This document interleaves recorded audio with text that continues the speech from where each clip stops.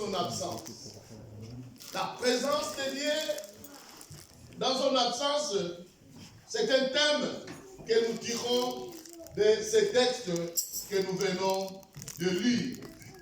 Mais avant d'y arriver, retenons que la mort de Jésus était la plus grande déception que ses disciples devraient connaître durant leur ministère.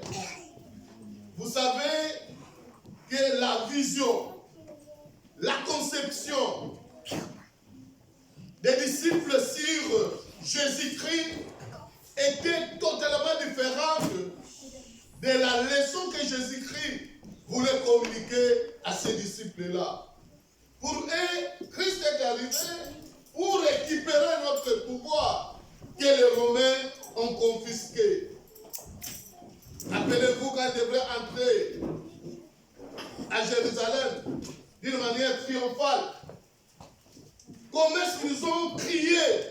Comment est-ce qu'ils ont chanté? Hosanna! Donc c'est lui qui est venu pour nous libérer, va faire son entrée à Jérusalem. Et tout le monde était content. Brutalement, l'homme en qui leur espoir était fondé est mort. Il est décédé. Quelle déception! Et quand vous lisez la parole de Dieu, chaque disciple cherchait à se positionner. Là, nous considérons Simon-Pierre. À la mort de Jésus, Simon-Pierre s'est dit, avant que je devienne pêcheur d'eau, j'étais du moins pêcheur de poissons. Et comme ce type, malgré toutes les questions que je lui ai posées, ne m'a pas donné une réponse exacte.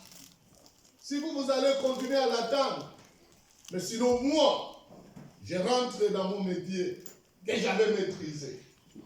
Le retour de Simon-Pierre pour aller pêcher des poissons montre noir sur blanc que les disciples cherchaient à se positionner.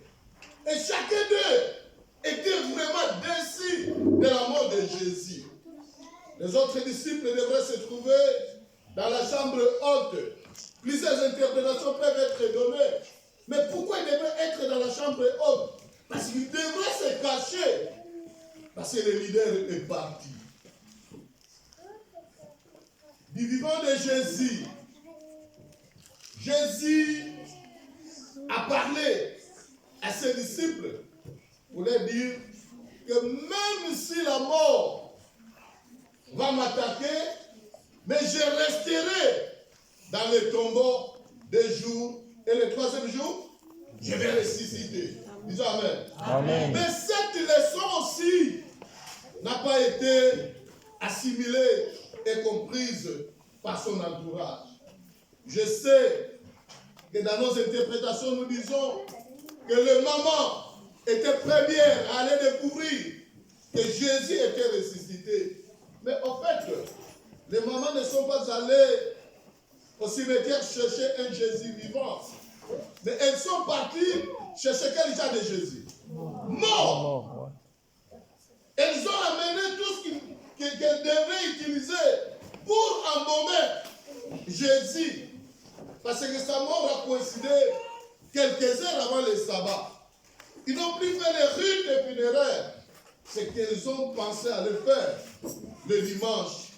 Mais arrivé au cimetière, la Bible nous dit que le Jésus mort qu'elles sont parties chercher, elles vont être informées que Jésus est ressuscité des morts. Amen. Amen. Et ça marque la différence de ta foi avec la foi des hommes.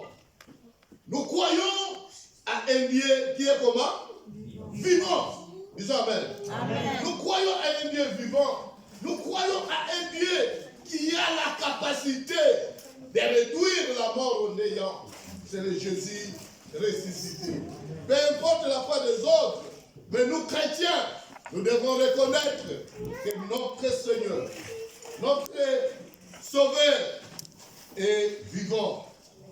Et comme je l'ai dit, que sa résurrection n'était pas comprise, n'était pas acceptée. Et les disciples voulaient vérifier, est-ce que réellement Jésus est ressuscité? Est-ce que réellement c'est ce Jésus-là? Rappelez-vous la vision de Thomas. Thomas était scientifique. Il dit, mais je n'ai jamais écouté quelqu'un mourir et revenir à la vie. Mais dis-moi, j'ai vu de quelle manière il est mort. C'est Jésus. Il a été crucifié à la croix par des clous. Mais j'ai aussi vu qu'on l'a percé dans le côte. Si moi, Thomas, je ne mettrai pas mes mains là on l'a rêvé, je n'accepterai pas que c'est Jésus. Je n'accepterai pas que c'est Jésus.